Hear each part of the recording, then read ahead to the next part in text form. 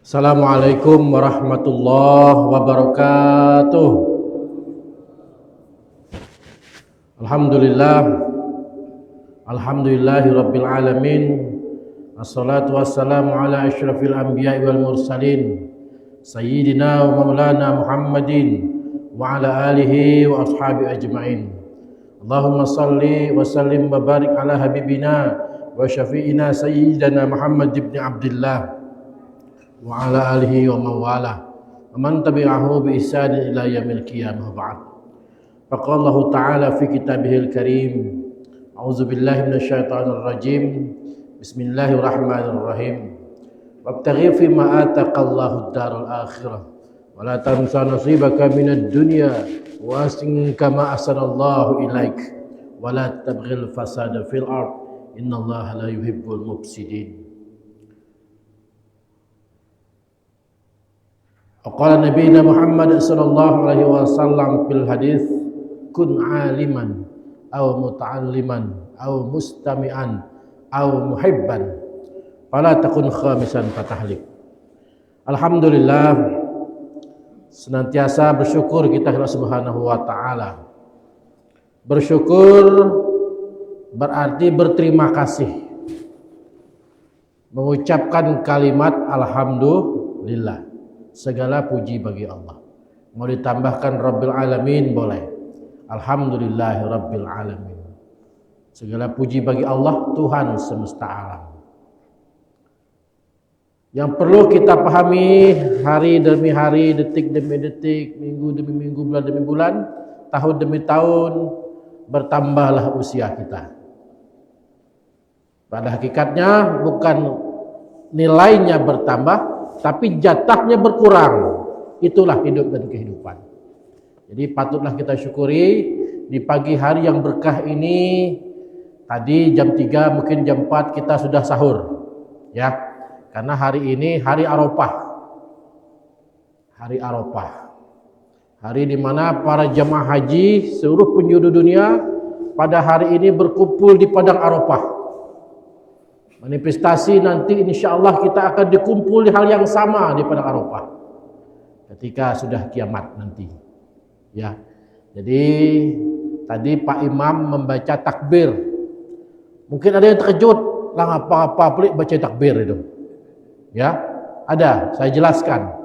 Jadi sejak tanggal 9, 10, 11, 12, 13 Zulhijjah itu namanya takbir muqayyad, ya, yang disunnahkan untuk dibaca. Bahkan sunnahnya sunnah muakkad, ya. Lah lebaran Masjid Agung Fatimah bukan, ya. Tapi takbir yang dibacakan oleh setiap orang yang pada waktu itu melaksanakan mulai dari sebenarnya dari tadi malam, ya. Subuh inilah. Subuh terus nanti sampai berakhirnya hari tasyrik. 11, 12, 13 Zulhijjah. Hari tasyrik adalah hari di mana kita diharamkan berpuasa. Kita mentang rajin puasa, ya, 11, 12, 13 puasa lah. Makan kawan enggak ku puasa aku. Ku mikir jemaah haji di Mekah sana. Mereka sedang berkumpul di Mina hari ini, ya. Enggak jadi. Enggak boleh. Makanya 11, 12, 13 Zulhijjah itu di mana kita diperintahkan Allah Subhanahu wa taala untuk menyembelih hewan kurban. Hewan kurban. Yang alhamdulillah hampir di seluruh masjid di Kota Pangkal Pinang, khususnya Bangka Belitung umumnya, dan Indonesia dan negara di dunia ini banyak memotong hewan kurban, menyembelih. Makanya alhamdulillah hari ini kita Masjid Agung Fatimah lah 9 sapi ini. Kambingnya lah 6 per 5, ya. Alhamdulillah. Ini bentuk kepercayaan masyarakat kepada Masjid Agung Fatimah. Alhamdulillah hari ini insyaallah akan kita sembelih pada tanggal 13 Zulhijjah 1446 Hijriah. Hadirin jemaah rahimakumullah. Jadi ada dua hal istimewa. Salah satunya adalah hari ini kita diperintahkan berpuasa Arafah. Orang nyebutnya puasa sanatain, puasa 2 tahun pahalanya. Pahalanya itu menghapuskan dosa setahun sebelum dan akan menghapuskan dosa setahun sesudah. Itu hadisnya kuat, ya. Jadi puasa Arafah adalah puasa di mana orang tidak melaksanakan ibadah haji, melaksanakan puasa. Ya, ini sangat dianjurkan. Habis ada yang nyebutnya sampai sunnah muakkad. Ya. Sunnah muakkad itu sudah hampir kepada wajib. Tapi kalau tidak dilaksanakan juga tidak apa-apa. Ya. Tapi alangkah meruginya kalau hari ini yang memiliki fisik sehat, kuat, tidak berpuasa.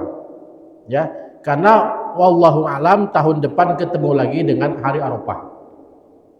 Ya. Jadi para jemaah haji mulai kemarin di hari Tarwiyah mereka sudah bergegas mempersiapkan diri untuk menuju Arafah, Ar-Muznah. Berkumpul di padang Arafah, mabit di Muzdalifah, dan mereka akan bergeser di pagi hari akan menuju Mina melaksanakan jamarat. Jadi mudah-mudahan kita doakan seluruh para jemaah haji di puncak haji ini, di beberapa hari yang istimewa ini, di rukun haji yang dilaksanakan, diberikan kemudahan-kemudahan oleh Allah Subhanahu wa taala.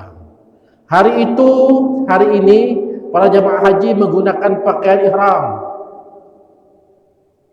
Manifestasi ketika meninggal dunia nanti kita manusia, hanya pakaian itulah yang kita hadapkan kepada Allah Subhanahu wa taala. Jadilah hilang warna-warna partainya. Ya. Tentang warna misal PDI Perjuangan, warnanya merah, dia pecah. Kan ihram itu tak putih lah. Tak putih, ya. Normalnya putih. Boleh ada warna lain, boleh kalau nggak ada lagi kain lainnya. Ya. Misalnya Golkar warnanya kuning, dia pecah. Ya, tetap menggunakan kain putih. Ini manifestasi ketulusan, keluhuran hati manusia berkumpul berjamaah. Ya, ada yang berzikir, ada yang berdoa kepada Subhanahu wa taala, berkumpul di Muzdalifah, mabit di Muzdalifah, ya. Kemudian bergerak menuju Mina. Ya. Ini memang masa-masanya crowded. Hari ini panasnya kota Makkah 45 derajat Celcius. Bahkan ada jemaah haji yang ilegal sampai meninggal dunia. Panas luar biasa, ya. Tapi yakinlah kalau lillahi ta'ala panas itu menjadi dingin. Panas itu menjadi dingin. Mudah-mudahan Allah Subhanahu wa taala berikan kepada kita semua kesempatan melaksanakan ibadah haji dan umrah di tahun-tahun berikutnya. Amin ya rabbal alamin. Hadirin jemaah rahimakumullah. Di pagi hari berbahagia ini, tepatnya 9 Zulhijjah 1446 Hijriah ini, lewat corong kegiatan subuh di Masjid Al-Qubah Timah ini, saya akan menyampaikan tentang keteladanan keluarga Nabi Ibrahim alaihissalam. Ya, Nabi Ibrahim, imam kita tadi Ibrahim juga. Ya, tapi yang kita ceritakan pagi ini adalah keteladanan keluarga Nabi Ibrahim alaihissalam. Nabi yang kita hafal, kita ketahui ada 25. Adam, Idris, Nuh, Hud, Soleh, Ibrahim, Lut, Ismail, Ishak, Yakub, Yusuf, Ayub, Syuaib, Musa, Harun, Zulkifli, Daud, Sulaiman, Ilyasa, Yunus, Zakaria, dan Yahya, Isa, akhirnya Muhammad. 25. Insyaallah kita hafal, ya. Tuan anak kecil juga hafal. Hadirin jemaah rahimakumullah. Dalam Imam Jalaluddin As-Suyuti dalam kitabnya Al-Kanzul Madhpun wal Fuqlul Mashhun mengatakan Asy-Syakir mengatakan kita harus menjadi mensyukuri sesuatu yang kita miliki. Ya. Sedangkan asy-syakur artinya kita sanggup memiliki rasa syukur sekalipun terhadap sesuatu yang belum kita miliki. Asy-syakir, asy-syakur. Meyakini sebagai ketentuan terbaik bagi kita.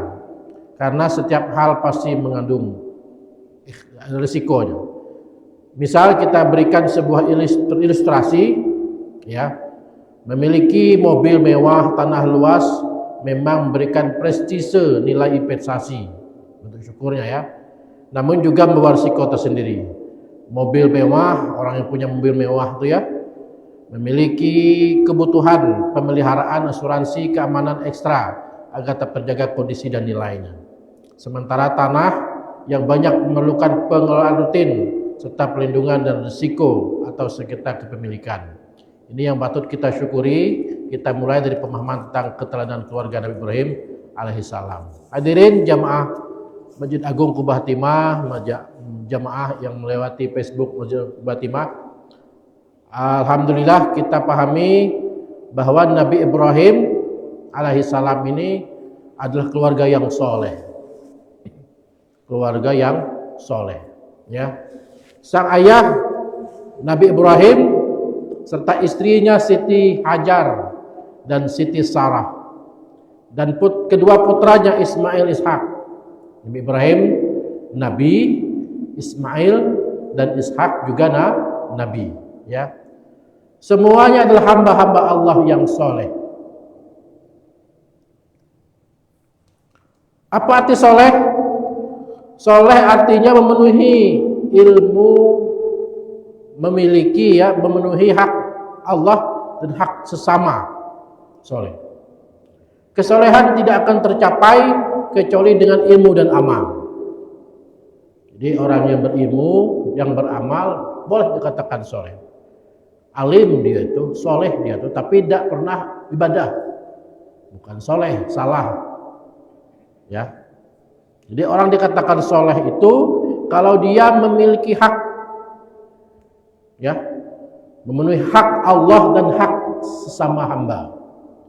Jadi kita itu ada hubungannya secara vertikal kepada Allah dan secara horizontal kepada manusia. Inilah yang wujud yang dilakukan oleh Nabi Ibrahim beserta keluarganya.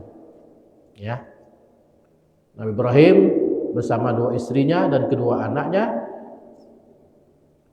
Ismail dan Ishak menjadi hamba Allah yang soleh. Harus dicapai kecuali dengan ilmu dan amal, itu soleh. Jadi kalau tidak ada ilmu, tidak ada amal, bentuk kesolehannya belum paripurna. Ya. Mengapa orang tahu bahwa sholat subuh itu 2 rakaat? Karena ada ilmunya dan dilaksanakan. Ustadz, boleh tidak sholat subuh 4 rakaat? Ya, udah kepalang subuh nih kan. Kalau perlu peci langsung 4 rakaat misalnya kan, lebih banyak pahala. Tidak bisa, karena ada ilmunya. Subuh 2 rakaat, ya. Zuhur, asar, isya 4 rakaat, maghrib 3 rakaat. Semua berjumlah 17 rakaat. Kalau mau ditambahkan yang lain, boleh ditambahkan 2 rakaat sebelum subuh. Jadi ada 2 rakaat sebelum subuh yang pahalanya kalau kita laksanakan itu, kita akan mendapatkan ad-dunya wa ma fiha, dunia dan seisinya. Jadilah kita menjadi orang yang kaya di hadapan Allah Subhanahu wa taala. Ya. Tanpa ilmu seorang tidak akan mampu beramal yang benar sesuai tuntunan syariat. Ustadz, boleh tidak puasa setengah hari saja? Puasa sampai jam 12 misalnya, hitung setengah hari. Lah jam 12 sudah berbuka. Ulah setengah hari puasa sama dia kayak bini kan. Besoknya puasa lagi. Tambah lagi setengah hari, lah sehari puasa. Ya. Harus ada tuntutan ilmunya. Harus punya tuntutan ilmu sehingga paham akan syariat. Tapi kalau hanya main-main boleh, ya. Tapi kalau menghitung itu sebagai satu hitungan salah. Karena berpuasa itu mulai dari terbit fajar, tulu'ul syams ila ghurubis syams, ya. Mulai dari terbitnya min tulu'il fajri ila ghurubis syams. Mulai dari terbitnya fajar hingga terbenam matahari. Kalau matahari terbenam menandakan waktu maghrib tiba, segeralah berbuka. Jadi tidak puasa sampai isya, tidak jadi. Ya, tetap hitungannya satu hari itu dari terbitnya fajar hingga terbenam matahari. Itu ada ilmunya. Ada ilmunya. Makanya tadi disampaikan bahwa tanpa ilmu seseorang tidak akan mampu beramal dengan benar sesuai tuntunan syariat. Ilmu tanpa amal ibarat buah-buahan matang, tidak mentah, ya, juga tidak masak. Apa namanya? Mentah encer, ya, tidak masak, tidak mentah. Boleh tak? Ya, tanpa amal. Al ilmu bila amalin kasyajari bila samarin. Ilmu tanpa amal bagaikan pohon rindang tapi tidak berbuah. Ilmu tanpa amal bagaikan pohon rindang yang tidak berbuah. Pengetahuan agama penting sebagai kunci penting untuk mengamalkan Islam dengan benar, membangun hubungan yang kuat dengan Allah Subhanahu wa taala, meningkatkan iman seseorang secara keseluruhan. Ya. Jadi Nabi Ibrahim dan keluarganya adalah keluarga yang soleh, istrinya solehah, kedua istrinya, kedua anaknya juga anak yang soleh. Ya, makanya Nabi Ibrahim disebut adalah apa? Bapaknya para nabi. Sehingga Rasulullah SAW pun masuk isbahnya keluarga Nabi Ibrahim. Dan sampai disebutkan di tahiyat kita itu, tahiyat Nabi Ibrahim, Nabi Muhammad SAW. Berarti mulianya Nabi Ibrahim alaihissalam. Bercerita tentang Zulhijjah ini, autentiksinya adalah bercerita tentang Nabi Ibrahim. Pelaksanaan haji manifestasi yang pernah dilakukan dulu oleh Nabi Ibrahim alaihissalam sekian abad yang lalu sampai hari ini. Kota suci Mekah yang dulunya tandus, pasir, tak bernilai, berdoa kepada Nabi Ibrahim kepada Allah Subhanahu wa taala. Sampailah hari ini kota Mekah menjadi kota yang makmur. Berbondong-bondong orang menuju kota suci Mekah untuk melaksanakan ibadah haji dan umroh. Ibadah haji dan umroh hari ini dilaksanakan oleh para jemaah haji, mereka yang mendapatkan panggilan Allah Subhanahu wa taala. Jadi perkara haji ini bukan perkara uang. Buktinya banyak yang punya uang kemarin. Sekitar 1.400 jamaah yang tidak ditakdirkan Allah Subhanahu wa taala untuk melaksanakan haji dan umrah tahun ini. Padahal uang punya, tapi Allah tak panggil keluar visa furodanya tidak keluar. Tapi bersabarlah akan indah pada waktunya. Kalau tidak tahun ini, tahun depan Allah Subhanahu wa taala memanggil. Ada orang yang sudah mendaftar haji, terdata namanya, visalah keluar, visa reguler. Semualah keluar. Menjelang hari H pelaksanaan haji meninggal dunia. Ada yang gagal berangkat karena dalam keadaan sakit, tidak bisa berangkat. Diponislah oleh dokter kesehatan haji, tidak bisa melaksanakan ibadah haji. Ada. Jadi perkara haji umrah ini adalah panggilan Allah Subhanahu wa taala. Hadirin jemaah rahimakumullah, banyak sekali kesolehan yang ditampilkan oleh keluarga Nabi Ibrahim alaihissalam ini yang dapat kita teladani, ya. Nabi Ibrahim yang pertama itu sangat kuat memegang teguh akidah dan syariat. Keyakinan syariat melaksanakan ibadah kepada Allah Subhanahu wa taala.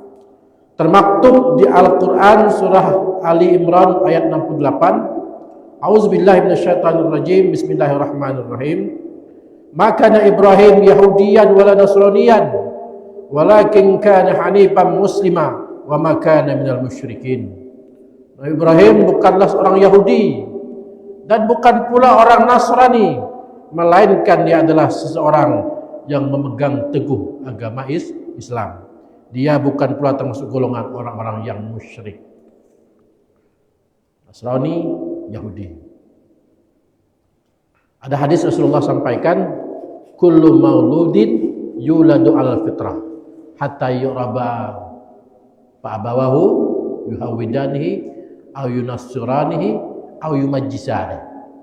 Yahudi, Nasrani maupun Majusi.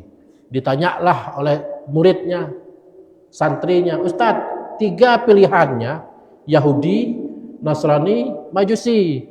Kita nih yang mana? Yahudikah, Nasranikah, atau Majusikah? Kita agama Islam. Itu hanya misal saja.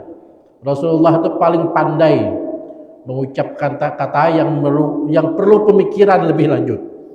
Maka ditawarkan dengan kalimat Yahudikah dia, Nasranikah dia, atau Majusikah dia. Karena apa? Karena setiap anak dilahirkan itu dalam keadaan suci. Hingga orang tualah yang merubah anak tersebut menjadi seorang Yahudikah, Nasranikah, atau Majusikah. Kita yang mana? Kita yang beragama Islam. Maka disebabkan keluarlah Al-Quran surah Al-Imran ayat 68 ini, Nabi Ibrahim alaihissalam adalah orang yang memiliki ketabahan luar biasa, kesabaran yang luar biasa, syariat yang dilaksanakan Ibrahim, dia menjadikan dirinya, menyembahkan diri, berpegang teguh kepada agama Islam, agamanya Nabi Muhammad SAW. Nabi Ibrahim sangat berhati-hati, ya, seperti nabi-nabi yang lainnya, menjaga dirinya dari sifat kufur. Kufur, ingkar kepada Allah Subhanahu wa taala, tak bersyukur. Tidak berterima kasih kepada Allah Subhanahu wa taala. Menjauhkan diri dari sifat syirik, menyekutukan Allah, tidak melakukan dosa besar maupun kecil, baik sebelum maupun setelah diangkat menjadi nabi. Beliau tidak pernah meragukan ketuhanan Allah, tidak menyembah selain Allah Subhanahu wa taala, atau menjual berhala dengan ayahnya. Ibrahim tidak mohon ampun untuk ayahnya yang musyrik, yang selalu yakin akan kekuasaan Allah, ya, serta tidak pernah berdusta dalam ucapannya. Ini Nabi Ibrahim. Jadi keteladanan Nabi Ibrahim itu sangat menjaga akidah dan syariat, jauh dari sifat kufur, jauh dari sifat takabur. Dia mementingkan dalam kehidupan kesehariannya itu bagaimana berbakti kepada Allah Subhanahu wa taala, tidak syirik, tidak menyekutukan Allah, tidak percaya kepada batu cincin. Sekarang ini kan banyak orang percaya ke cincinnya. Tio cincin gue tahan lapar, ya. Tidak takut mati tapi takut lapar. Ada ya, banyak seperti itu. Prestise. Padahal semua yang prestise itu akan kita tinggalkan. Tak satu pun yang kita bawa kecuali amal-amal soleh. Hadirin jemaah rahimakumullah. Yang kedua, Nabi Ibrahim berdakwah dengan hikmah.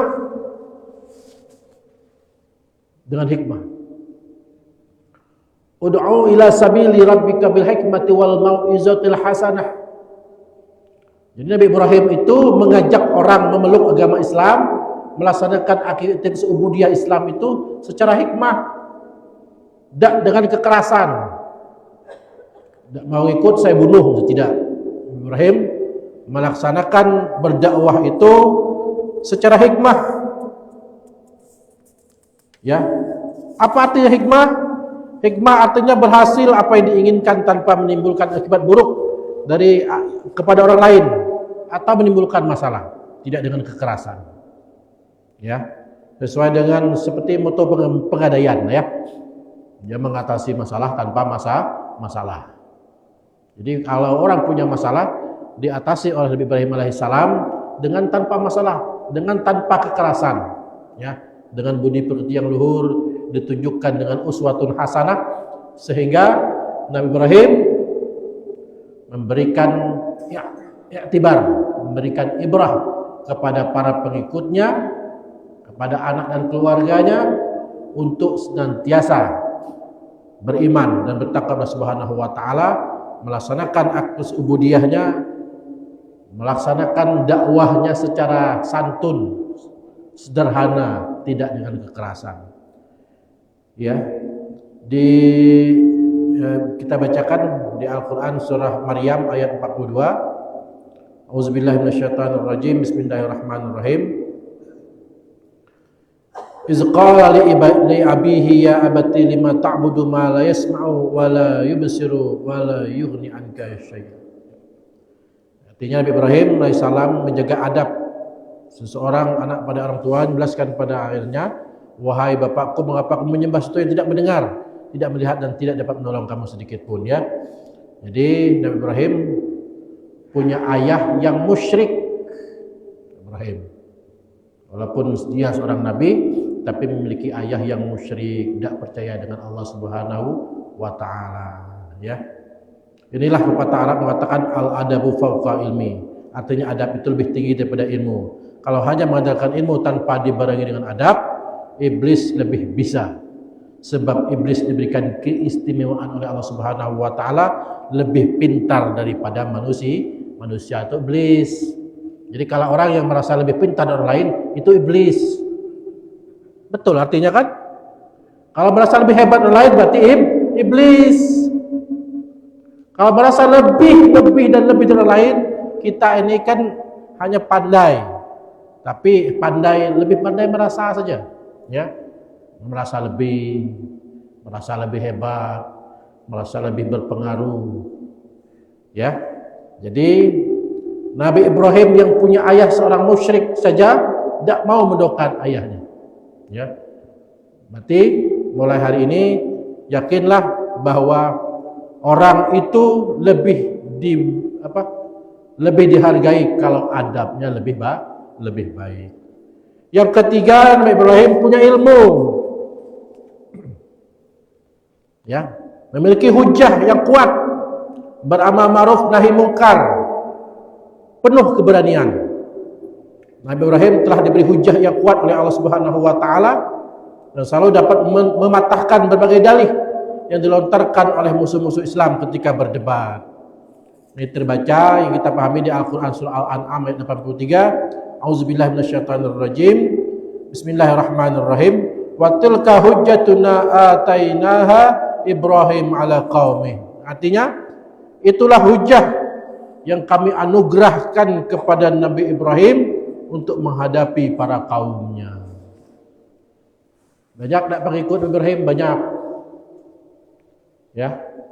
Banyak tak yang musuh Ibrahim? Banyak lagi. Jadi kalau kita itu ingin amar ma'ruf nahi munkar, banyaklah yang tidak senangnya. Ya. Salahlah, ya, tidak benarlah, tidak etislah, macam-macam lah, ya. Jadi mudah-mudahan kita lebih bersabar lagi menghadapi hidup dan kehidupan ini. Yang keempat, dalam berjuang menegakkan agama Allah dan mencapai cita-cita selalu optimis. Sungguh-sungguh mempercayai kuat keyakinannya bahwa ini akan sukses. Tidak ada yang perlu ditakuti dan dikhawatirkan. Setiap langkah perjalanan hidup kita tertulis di Lauhil Mahfuz. Hari ini kita sebagai apa, misi apa dan di mana, semualah tercatat di Lauhil Mahfuz.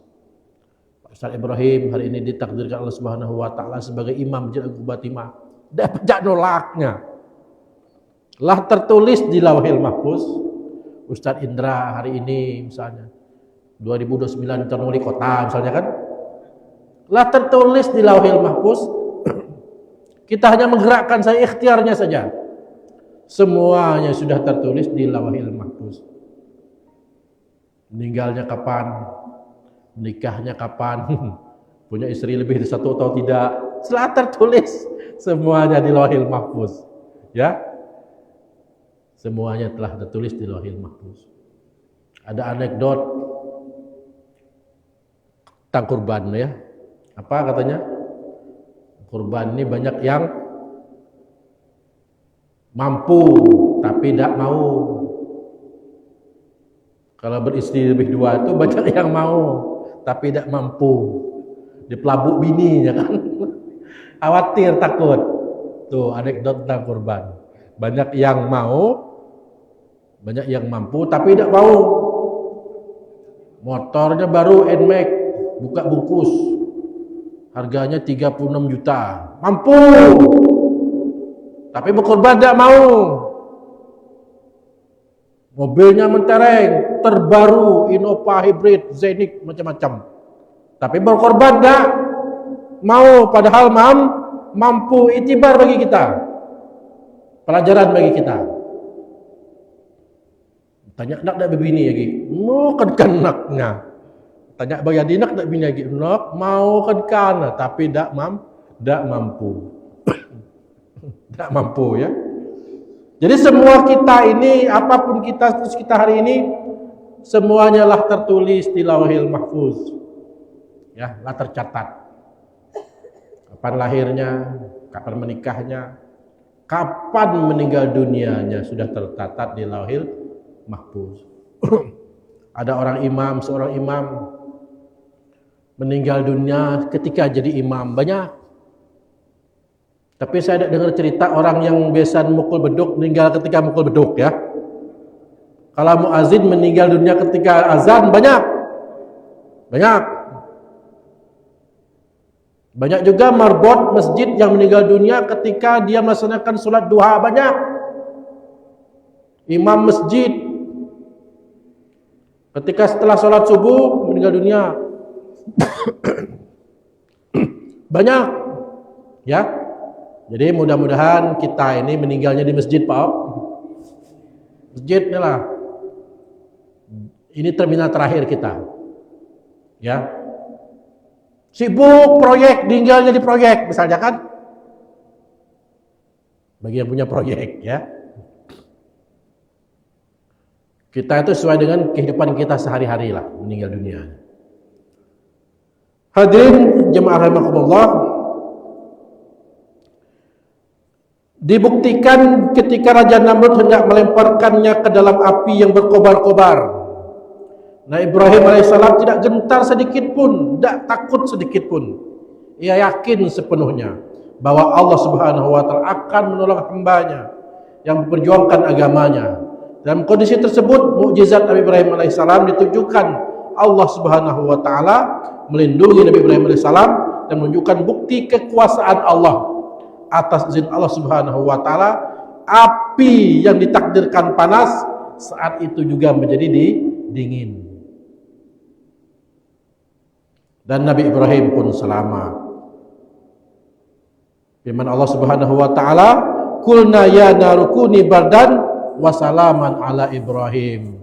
Termaktublah di Al-Qur'an surah Al-Anbiya ayat 69, "Hai api, dinginlah," kata Allah, "dan menjadi keselamatanlah bagi Ibrahim."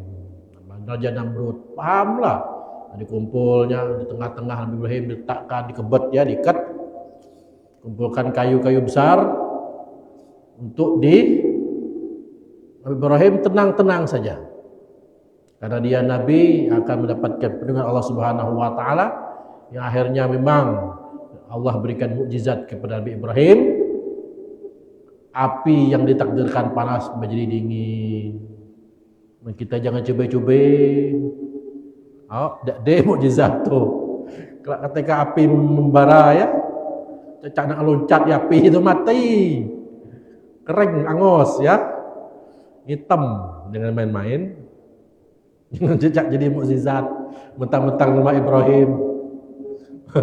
Cacak loncat ke api ya, Pak Ibrahim. Melonyot kita ya. Hadirin jemaah rahimakumullah. Yang kelima, Nabi Ibrahim bertawakal kepada Allah Subhanahu wa taala.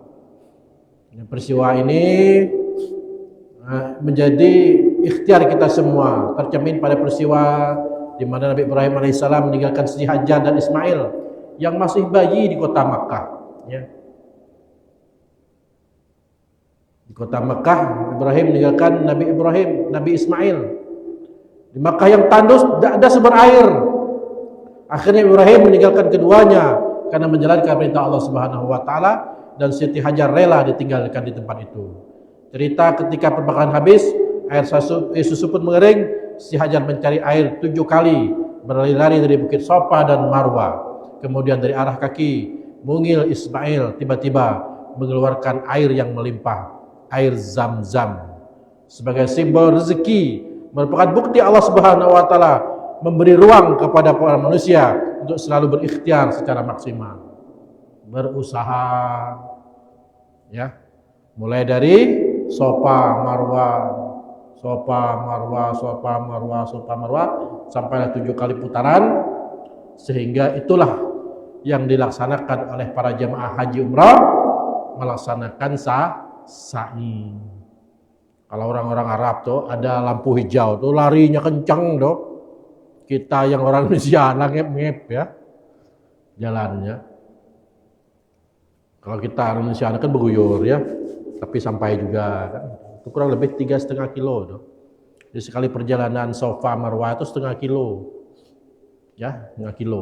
Jadi bolak-balik itu kurang lebih 3,5 kilo. Benar ya? Kalau salah tolong diperbaiki. 3,5 kilo. Capek tidak capek? Lelah tidak lelah?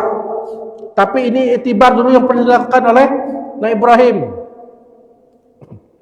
Ya, ketika istrinya bersama anaknya Siti Hajar dan Ismail mencari sumber air, maka sampai hari ini dari kaki mungil Nabi Ismail keluarlah air Zam-Zam. Air Zam-Zam tidak pernah habis. Jemaah haji jutaan hari ini yang minum air Zam-Zam tidak pernah kering. Bukti maha kuasanya Allah Subhanahu wa ta'ala. Bi'ru Zam-Zam, semuanya minum. Di hotel-hotel lah dikemas-kemas tuh ya. Yang 330 mili itu banyak. Jemaah haji setiap hari diberikan, diantar ke hotel-hotel, di mobil-mobil itu banyak sekali orang memberikan, orang berinfak air Zam-Zam. Masuk Masjid Nabawi banyak disiapkan. Ada yang dingin, ada yang tidak dingin. Di Masjidil Haram banyak. Bahkan orang berwudu juga menggunakan air Zam-Zam. Jadi kalau ingin puas minum air Zam-Zam, minumnya di kota suci Mekah, kota suci Madinah, insyaallah ya, insyaallah. Hadirin jamaah rahimakumullah, ikhtiar, berusaha. Jadi tidak hanya mengharapkan berdoa saja, tapi mesti usaha.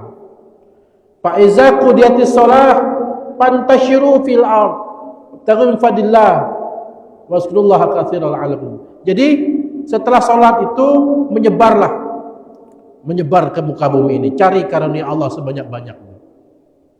Ya, jadi kita diwajibkan, tidak hanya kita diwajibkan berdoa, juga diwajibkan kita berusaha mendekatkan diri kepada Subhanahu wa taala.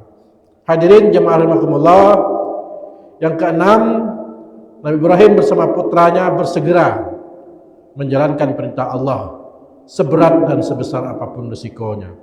Setelah penelitian panjang, ya, akhirnya Allah mengaruniakan kepada Ibrahim seorang putra, kemudian bernama Ismail, putra yang sangat dicintainya. Ia tumbuh menjadi remaja. Nabi Ibrahim diperintahkan Allah Subhanahu wa taala untuk menyembelihnya melalui mimpi, dan mimpi para nabi adalah wahyu. Dijelaskan di Al-Qur'an surah As-Saffat ayat 102 itu, auzubillahi minasyaitonirrajim, qala ya bunayya inni ara fil manam anni azbahuka fanzur madza tara.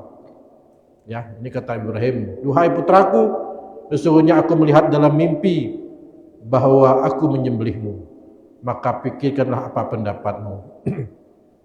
Nabi Ismail, nabi yang soleh, taat kepada orang tuanya pun walaupun berat rasanya, menyampaikan yang Al-Quran surah 42 itu, qala ya abati fa'al ma tu'maru satajuduni insyaallah minas sabirin. Wahai ayahandaku, kerjakanlah apa yang diperintahkan kepadamu, insyaallah engkau akan mendapatiku termasuk orang-orang yang sabar.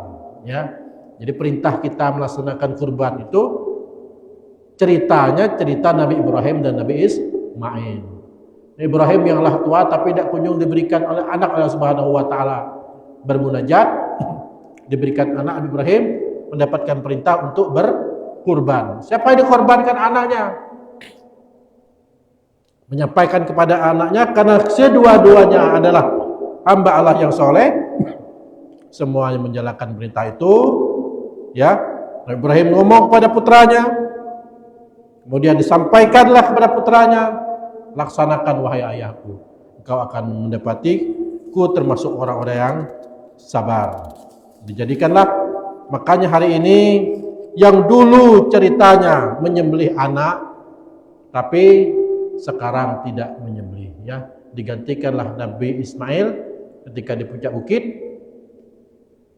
Ada bukitnya diperlihatkan, ya, itu tempat ditunjukkan Mutawib itu dulu tempat Nabi Ibrahim akan menyembelih Nabi Ismail. Ada sejarahnya, ya, ada bukti, ada bukitnya, ya, digantikan oleh Allah Subhanahu wa taala. Nabi Ismail selamat dan digantikan dengan seekor kibas yang besar, ya. Sungguh sejatinya tidak hanya ditentukan oleh peruntungan atau bakat saja, tapi lebih daripada bekerja keras. Jadi dari peristiwa ibrah yang kita dapatkan dari keluarga Nabi Ibrahim alaihissalam ini menyegerakan untuk beribadah kepada Allah Subhanahu wa taala. Jadi mari ibadah bulan Zulhijjah masih ada waktunya. Bagi pemirsa Masjid Al-Qubah Timah di Facebook, ya, yang mau berkorban tahun ini masih ada peluang waktunya. Mari kita sama-sama melaksanakan ibadah kurban tahun ini lillahi ta'ala. Yang menurut beberapa sumber hadis, Allah akan berikan sejumlah bulu-bulunya, darahnya yang dikucurkan ke muka bumi, daging kurban itu sejatinya berkurban adalah mendekatkan diri kepada Allah Subhanahu wa taala. Juga berkurban adalah sebagai manifestasi keimanan kita Allah Subhanahu wa taala, menghilangkan rasa kebinatangan dalam diri kita, sombong, takabur, ujub, sebagainya, sehingga dari hari ke hari menjadikan diri kita taat kepada Allah Subhanahu wa taala. Amin ba'alamin. Mudah-mudahan Allah Subhanahu wa taala memberikan ibrah pemahaman kepada kita semua. Dari kisah ini kita belajar tentang pentingnya iman dan keteguhan hati ketika menghadapi ujian.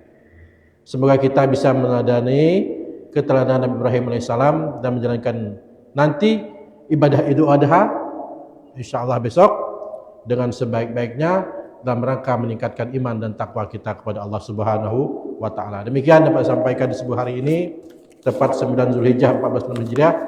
Mudah-mudahan Allah Subhanahu wa taala senantiasa menerima aktivitas ubudiyah kita, menerima segala hal-hal kebaikan yang kita lakukan, dan Allah Subhanahu wa taala mengampuni dosa-dosa yang telah pernah kita lakukan. Amin rabbal alamin. Sahiri wallahu muwaffiq ila aqwamit thoriq. Nasallahu minallahi wa qarib. Assalamualaikum warahmatullahi wabarakatuh.